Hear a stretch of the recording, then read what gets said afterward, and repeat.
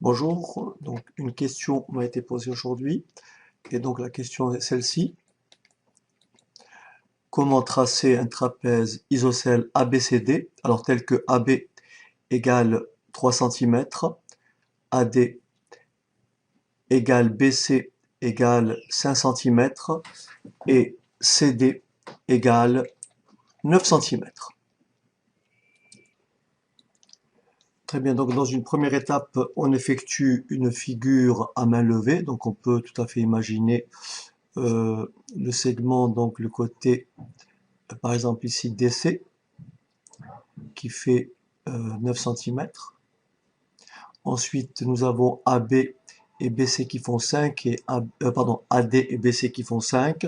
Donc on aurait quelque chose qui ressemble à ceci. Oui, quelque chose qui ressemblerait à ceci. Donc là, nous avons A, là, nous avons B, donc là, nous avons 9, là, nous avons 3, et là, on est censé avoir 5 et 5. Autrement dit, on a des côtés ici de même longueur. Alors, l'idée, vous remarquez très bien que ici, on remarque ici, puisque j'ai 3, donc là, si je trace ma perpendiculaire ici, là j'aurai 3. Ici, je trace ma perpendiculaire, et là j'aurai 3. Et forcément, cette partie-là sera égale à 3. Donc l'idée est de tracer d'abord le segment DC, donc en portant avec un compas une longueur de 9 cm. Ensuite, on va tracer un cercle de centre D et de rayon 5 cm. On va ensuite tracer un cercle de centre C et de rayon 5 cm.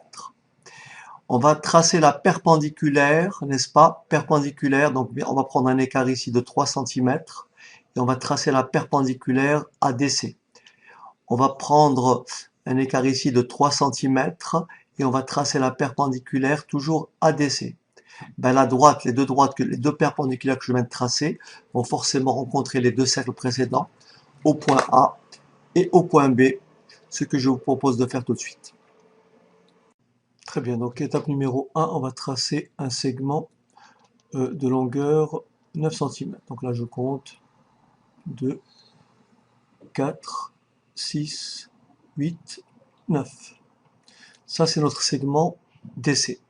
Je vais tracer maintenant deux cercles de... Donc ça c'est le point D et ça c'est le point C. Je vais donc tracer le cercle de centre D et de rayon, on a dit 5 cm. Donc ici, je vais taper donc 5. Voilà, ce qui me donne un cercle de centre D et de rayon 5 cm. Je reproduis le même schéma, donc cercle de centre C et de rayon 5 cm. Voici nos deux cercles. Maintenant, je sais que je vais prendre un écart de combien? 3 cm ici, 3 cm ici. Donc, je vais prendre, bien sûr, avec avec mon compas. Mais là, je le fais manuellement, vous avez compris, pour aller un peu plus vite. Donc là, je prends effectivement un écart de 3 cm. D'accord? Là, j'ai aussi 3 cm ici.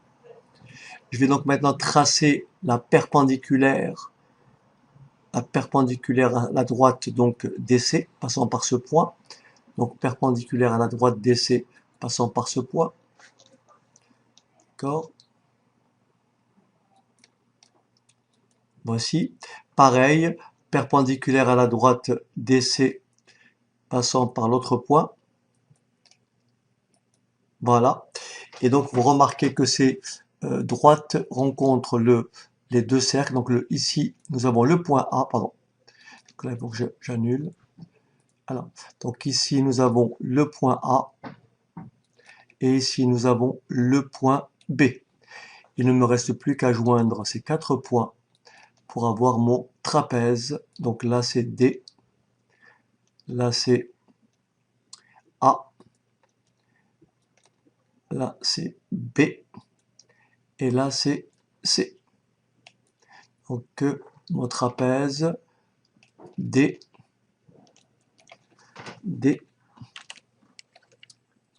Donc ici, le point D. Ici, le point B. que je vais appeler plutôt le point C. Enfin, ici, le point A. Et voilà. Et pour finir, le point B. Pour finir, le point B. Voilà donc notre trapèze ABCD. Nous avons bien DC égale 9, AB égale 3, et bien sûr AD égale BC égale